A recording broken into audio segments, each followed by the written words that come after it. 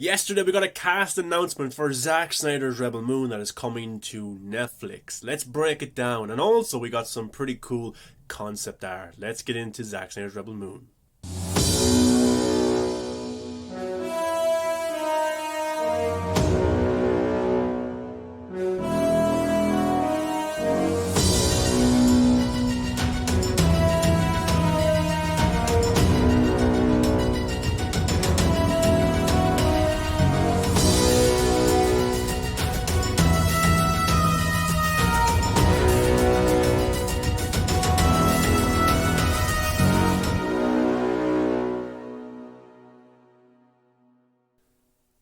What's going on, Zack Snyder fans? Welcome back to the channel. I'm your host, the Viking. Make sure you give a thumbs up and subscribe to the channel for a brand new video every single day. Finally, we have the cast for Zack Snyder's Rebel Moon that is coming to Netflix probably in 2023. It's getting ready to shoot in April till November. And now we finally know who was in this film. Zack Snyder broke the news on Vero, and then the Hollywood Reporter had a big article about it, and then Zack posted it on Twitter. So this is the report from the HollywoodReporter.com. Sorry if I butchered the names, but the names are on the screen if you guys can say them properly. Charlie Hunnam, Jaimin Hounsou, Bio Duno, and Ray Fisher have boarded the starship to Rebel Moon, the epic sci-fi fantasy feature that Zack Snyder is directing for Netflix. Gina Malone, Stays Nair, E. Duffy, Charlotte Maggie, and Sky Yang have also signed on for parts in the feature, which is slated to begin shooting in April. Sofia Boutella is leading the ensemble in the story of a peaceful colony on the edge of the galaxy that is threatened by the armies of the tyrannical regent named Belisarius. Desperate, the colonists dispatch a young woman with a mysterious past to seek out warriors from neighbouring planets to help them make a stand.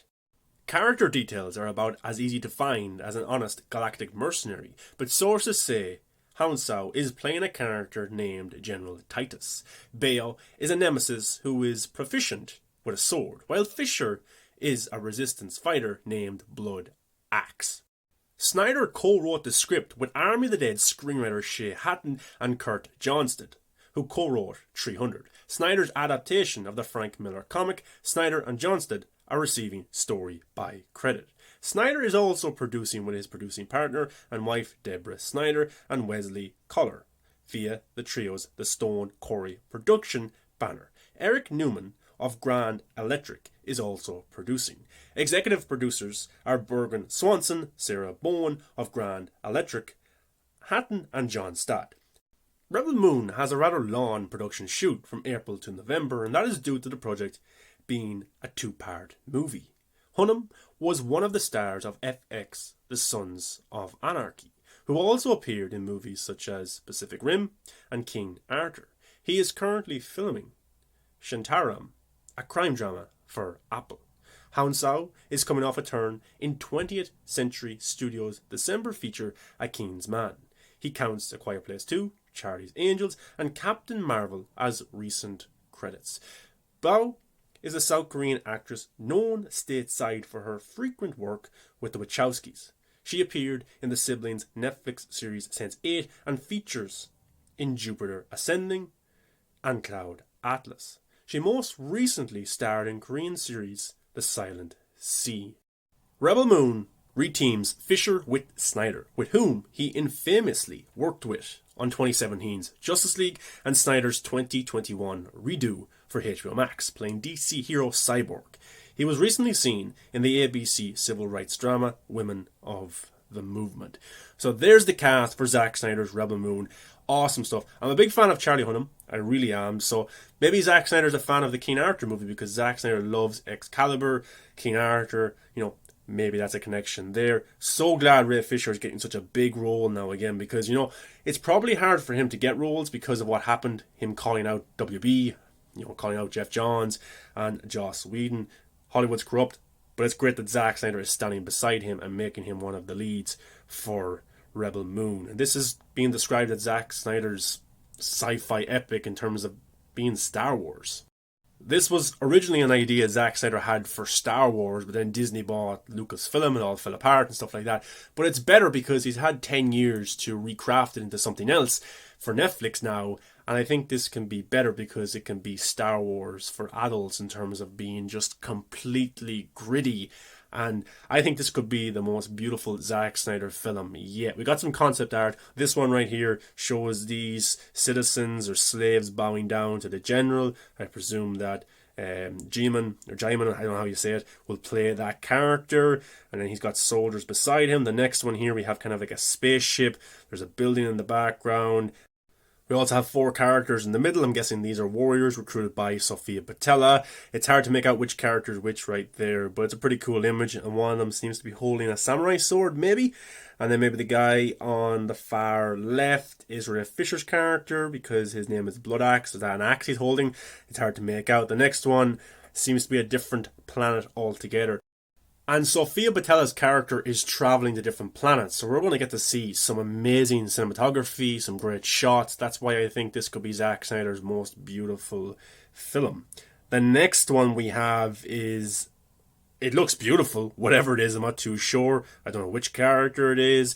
It's hard to know at this stage, but all I know is that this concept art looks amazing. Those ships in the background as well. This is going to be a mixture of Dune and Star Wars, but in the eyes of Zack Snyder. And that's very, very exciting. It really, really is. But I'm looking forward to this one big time. I know everyone wants him to come back to DC and for the Snyderverse to be restored. Maybe sometime it will, but he's happy at Netflix. He gets the freedom he wants.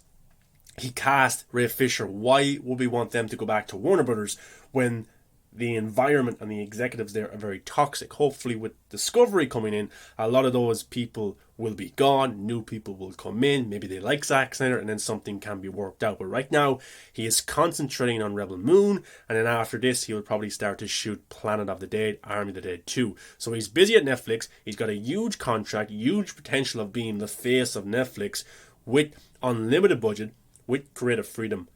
What more would he want? Why would he go back to the place that treated him so badly unless things were to change there vastly? But Ray Fisher's in it, and Zack Snyder did say on Twitter that more casting is to come. So who else could be added to Rebel Moon? Who else? Who would you like to see? Personally, I would love to see Jared Leto. I think he would suit this kind of world because he's a weird guy and stuff like that. But we'll have to see. It's starting to shoot in April. Maybe the additional castings will be for small role. So that's okay too, but you can still have a big actor there, you know, that would be awesome to see. Jeffrey Dean Morgan, someone like that who's worked with Zack Snyder in the past, but we'll have to see what happens in the next few months. But guys, what's your thoughts on the casting for Rebel Moon? Gina Malone is actually back in it as well. She was in Sucker Punch and Batman v Superman, so Zack is bringing back some of his old actors, which is amazing. What do you think of that concept art as well? And what actor would you love to see be cast in Rebel Moon? It's a 2-part movie as well, so the cast is only going to get bigger. They're shooting this movie back to back, so there will be more additions to it, so we'll have to keep our ear out to see what's happening there. But I'm excited. The concept art looks beautiful. Ray Fisher, love him. He was the heart of Zack Snyder's Justice League. Charlie Hunnam's a great actor as well. He's very good in The Gentleman, if you watch that movie. So, looking forward to seeing how the film comes together when they start to shoot in April. Guys, thanks for watching. Give it a thumbs up, subscribe to the channel, and I'll see you in the next video.